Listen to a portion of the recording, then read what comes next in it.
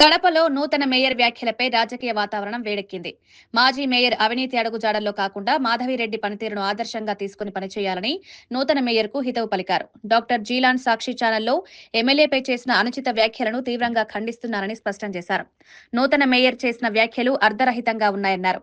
ADP survey, master plan, వీఎల్టీ విధానం, విలువ ఆధారిత పన్ను విధానం ద్వారా కడప ప్రజలపై భారీ పన్ను భారం మోపిన బాధ్యత వైకాపా పాలక మండలిదేనని విమర్శించారు. ఈ నేపథ్యంలో మేయర్ తొలి తీర్మానంగా ప్రజలకు క్షమాపణ చెప్పే తీర్మానం ప్రవేశపెట్టాలని డిమాండ్ చేశారు. వాస్తవాలను గ్రహించిన కడప ప్రజలు రాబోయే స్థానిక సంస్థల ఎన్నికల్లో వైకాపాకు తగిన బుద్ధి చెప్తారని తెలిపారు.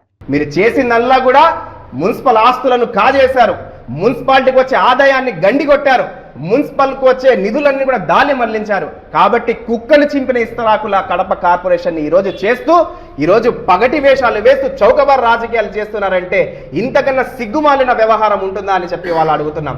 ఖచ్చితంగా తెలుగుదేశం పార్టీ పురపాలక సంస్థలో పసుపు జెండా ఎగిరిన తర్వాత ప్రజలకు సముచితమైన సుపరిపాలన అందిస్తుందని చెప్పి ఈ సందర్భంగా తెలియపరుచుకుంటూ ఈ మేయర్ గారికి ఒక హితూ పలుకుతున్నాము.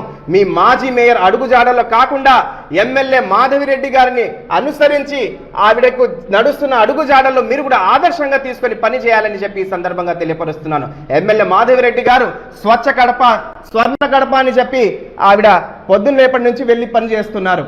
అంటే మీరందరూ కూడా గాఢ నిద్రలు ఉన్నారు కాబట్టి కడపను మీరు చెత్త చెదరంలో నెట్టివేస్తున్నారు. కాబట్టి ఎమ్మెల్యే గారు ఒక బాధ్యత తీసుకొని, తెలుగుదేశం పార్టీ నాయకులు ఒక బాధ్యత తీసుకొని ప్రజల్లో వెళ్ళి వాడవాడ తిరిగి పని చేస్తున్నారంటే దాన్ని చూసి మీరు అవహేళన చేస్తూ ఈ విధంగా క్యాప్షన్లు పెట్టడం సిగ్గుచేటు కాదా అని చెప్పి వాళ్ళు అడుగుతున్నాం. క్లాప్ విధానాన్ని తీసుకుని వచ్చి చెత్త మీద పన్ను వేశారు. మీరు దేశంలో ఎక్కడ లేని విధంగా చెత్త మీద పన్ను వేసిన మొదటి రాష్ట్రం ఆంధ్ర రాష్ట్రంగా మీరు తీర్చిదిద్దలేదా అని చెప్పి వాళ్ళు అడుగుతున్నాం.